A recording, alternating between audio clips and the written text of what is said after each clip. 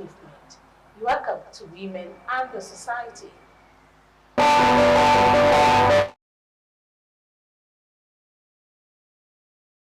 The program, madam. Thank you for having me. We are glad to have us to know who our guest is, and by that we want to know your schools, your growing up years, what have you been up to before you became this adult that everybody knows around the city. So let's know you. Who are you? Thank you very much. My name is Sanni Oluwasola. I like to be called Nishola Fab for short. And you know, I grew up in Abeokuta. I was born. I'm from here. I grew up all my schooling. I did everything here in Abeokuta. First, I attended Ogu International Montessori. Then I moved to Trinity Nursery and Primary School. Then I attended Salah Abiola Comprehensive High School. And after that, I attended Moshood Abiola Polytechnic. I attended Salah Abiola, and I also attended Moshood Abiola. Yeah. So I like to joke like I have an attachment. And I studied marketing at tertiary institution. Yes, now you're a fashion designer. Yeah. Why the switch? Why did you move from market? You know that marketers are not always static. They are on the motion. They want to sell things to you. Okay. Fashion designing for me actually is a family business. My mom was a fashion designer. My oldest sibling, I wanted the trade to remain in the family. So, because she was the only one that was not really, she was a teacher, but she still sews and by the side. So I said I didn't want this to just go like that. So I didn't know I was going to completely base on it. I just wanted to learn it and, you know, keep it in the tradition going in the family. So I learned it, and then, you know, it was quite really interesting. And today I found myself that this is what I base on now. So you didn't practice your professional? Oh yeah, while I was learning, I was actually working as a PA to someone when I was working. I had a 9-to-5 job. So when I close from work, that is when, on Saturdays, I'm always going for the training. So I was actually working while I was training to become a fashion designer. So from your 9-to-5 job, how many years did you do that one? I did it for, as a student, I was also working. During my HND years, I was working and I was schooling. But while I was training to become a fashion designer, I worked for like a year. Okay. But the total years that I worked is quite, because I started working very early, like 4 or 5 years. Okay. Before you moved fully into fashion design. Yeah. So how has the journey been, fashion designing? You said it's a family tradition thing. Was it the way you met it that you're practicing it? No. Okay. Fashion keeps evolving every day. And you know, I found it very, very interesting when I started. I had like almost zero knowledge when I went to train. But you know, fashion is very interesting. So I found it really interesting and fascinating. When I totally ventured into it, I started from home. I was working from home then, you know, people will refer other people also. Then I started getting people for training. You know, it kind of found, even though I went to look for the knowledge, me basing on it right now, it wasn't really planned like that. Okay. You know, I thought some people will say ask a lot, and was it because you were a woman at the beginning of the training that made you maneuver from the 9 to 3, you go to the training school in the afternoon. Then later on, I know that when you get to, you have 1 or 2 things to do too, and you prepare for the second day or for the weekend. You prepare for what you do at the weekend. Was it because you were? It is a woman thing.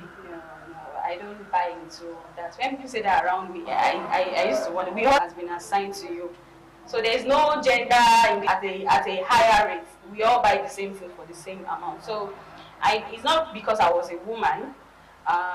It just has to do with how determined you are in your quest to achieve whatever goal it is. That I was already working. So to do aside your family and job, how do you juggle? We want to learn from you. We want to know how women who find themselves doing something that will take their time, can juggle their time, juggle from one person to another, and still be relevant in the society. Thank you. At first, initially, it wasn't easy, to be honest, and then, you know, I had to learn how to manage my time. I'm one of the people that kind of learns the hard way, because I used to I used to be, I can do everything. You know, the Bible says you can do all things. So I took it personally. Like I do everything. Like I work so hard, then I'll go home and do the mommy duties, do your wife duties, and all of those things. But when it started to tell on my health a little bit, I'm like, no, I need to take a pause. So, like you said, so that other people don't make the same mistakes that we have made. What I actually did was, the first thing I did was I removed Saturday from my working day. So all of my customers, students, everybody, they know I don't work on Saturdays. So I decided that Saturdays I'll be taking time out to attend to the family and rest.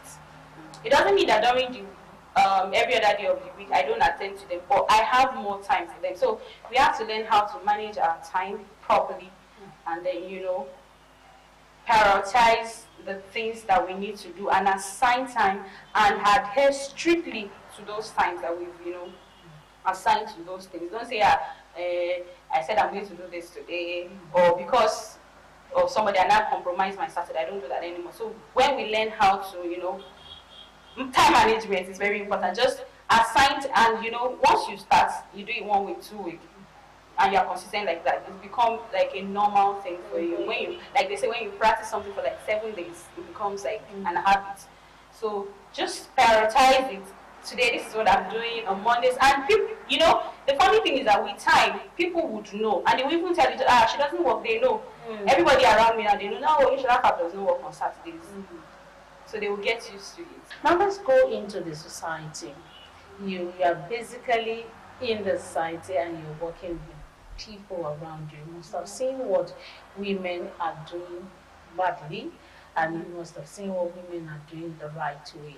What do you think women are doing badly that you want to encourage them on? And what are they doing badly that you think they should desist from it and focus on the good ones? Okay, I like to focus on the positives. So I'm going to start with the good things that I think women are doing.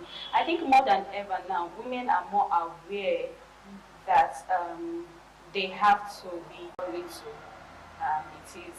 But one thing I now think that we are not there yet is asking for help and you know, supporting each other as much as we should. Okay. So that's what I want to push out, that we should learn. We are not rivals. We should learn to accommodate each other and help each other grow more. You know, don't try to be the only one that is shining. We can all shine together. And as much as we have a lot of people coming up now and saying that I also want to be independent, I want to have something, don't say because they are coming into what you're already doing and you feel threatened. You should be able to, you know, embrace them and help them get there faster. It doesn't bring you down. It lifts you up. So we need to have a mindset of when you help other people become like you or grow in whatever they are doing. As a woman, it shouldn't make you jealous or feel like, oh, now you're not the only fine girl. So we should help each other so that we can all have, you know, a community of fine girls. You know what I mean? Thriving in their businesses and growing together. Thank you. I love that advice. Now let's talk about the training of children now. In your days, I know that you must have seen some training that is different from what we have these days. Do you think parents are doing what they should do, training their children? Especially you are in the business now. How do you think the training is going? Is it going the other way or we are? Honestly, this is a very interesting topic that, you know, I try to talk to people around me. I always say, parents these days, I don't know, they don't train children as it used to be. I'm not saying adopt every method that was used in raising us, but you know, there are some morals that were instilled in us that it seems as though we are losing all of those things now. And sincerely, I think we are not doing as much as we should do. I think the training, what we call home training, has drastically reduced in society now. So our women need to like do more. I see a lot of, you know, these days when we're growing up, other people's parents can rebuke you if you do something wrong, and your parents will not question them. But these days, you can hardly talk to somebody else's child or correct them when they are wrong. And this is something that it breaks my heart a lot when I see children misbehave. Or there's some things that, but we should, because we are the mothers, we should learn to do better and treat them, train them the right way. I don't want to be giving examples. Please give. We need to give example. In the way of training that you said, what are the things you see lacking? Yes, in particular. The way kids these days talk back at their parents is alarming for me. Sometimes I've seen a teenager charge at his mom. I was shocked.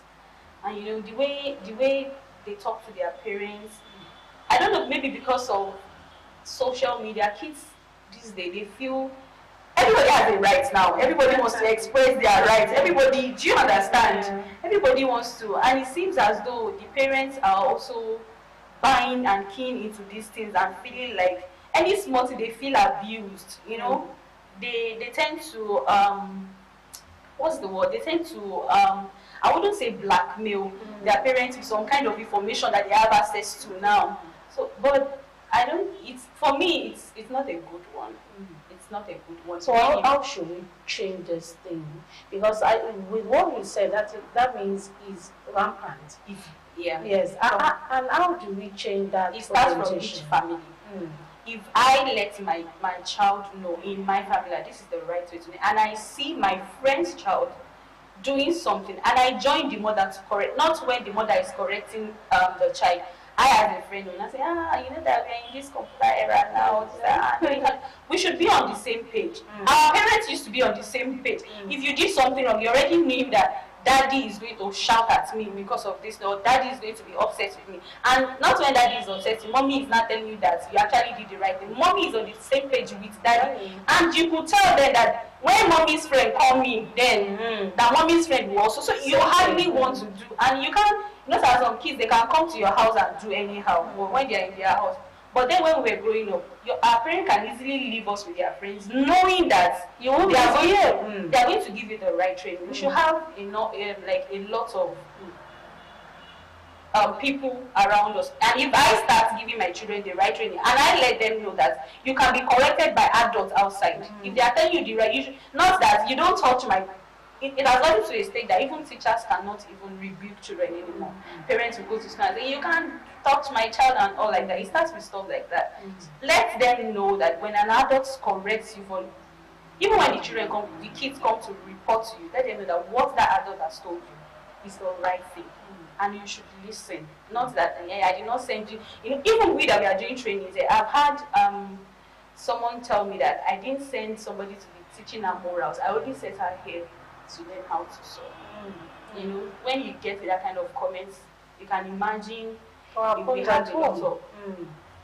So of course, when they come here, it's not only fashion design they're supposed to see. They were also meant to see the morals also. So parents should learn to let their children.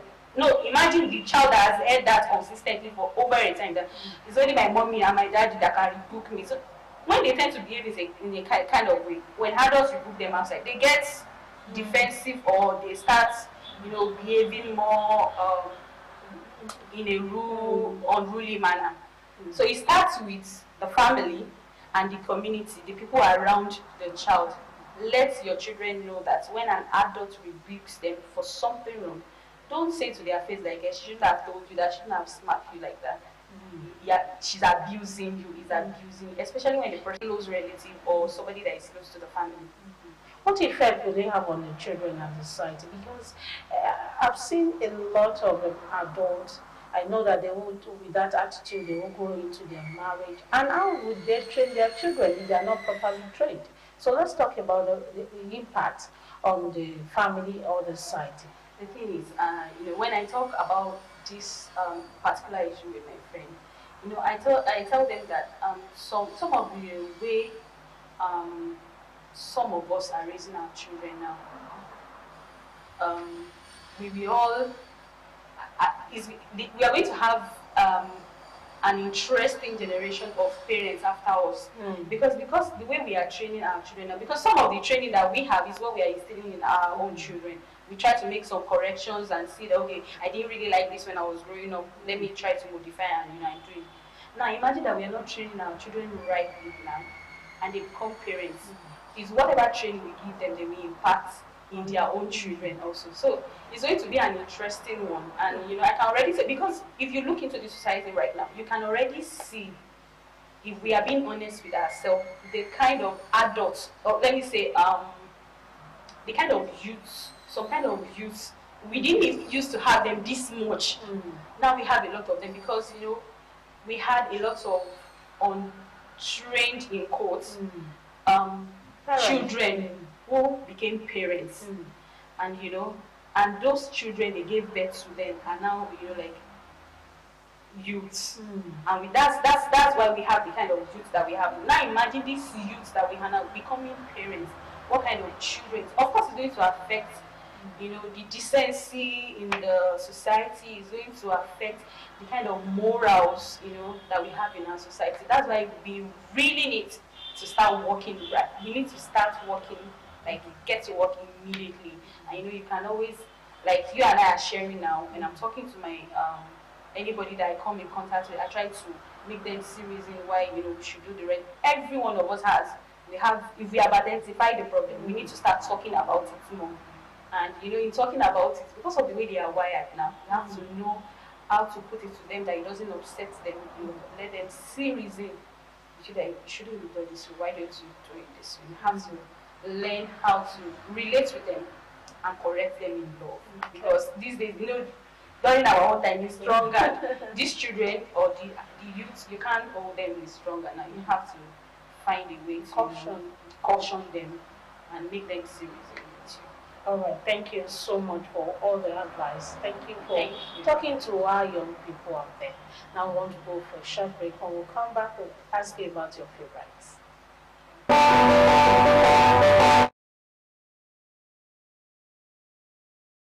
You're welcome back from that break, and this is time to know the favorite of Mrs. Sanni. Stay tuned with us. To know your favorite, and knowing your favorite, to know your favorite color, attire, food.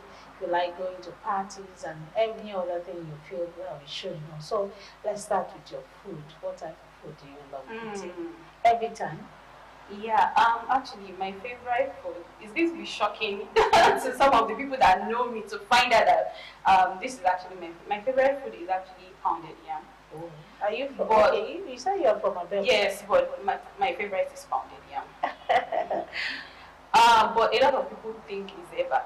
Because I eat eba a lot, and eba is easy to make. So eba is my go-to. And of course, I'll say eba is my second favorite food. But if you place eba and pounded yam, of course I'll go for the pounded yam. But everybody thinks, it's because, and I talk about it a lot. I talk about how much I love eba more than I talk about pounded yam. But deep within, I know I would always choose pounded yam over eba. So all right, now let's talk about your color. What type of color? I love colors, but if I had to pick one, I can wear almost every time. I'll say black. Okay, why? I just love black.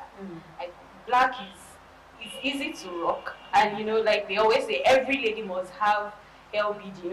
For a little black dress, you need to have at least one black dress in your wardrobe. It is easy to style, and it's just my go-to. I just love black. I love any. I easily buy things that are black dresses. When I see black dress, I want it. I see black turtleneck, I want it. Interesting. Now let's know the attire. Now, is it the English or the native?